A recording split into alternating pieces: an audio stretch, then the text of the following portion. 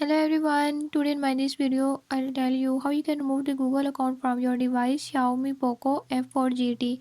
In this device, if you're having any issue like you can't remove Google account or you can't add new account, so don't worry. I'll show you how you can easily remove any kind of Google account and you can easily add the new account.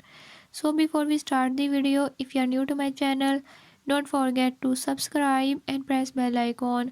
Watch complete video and learn how you can do it.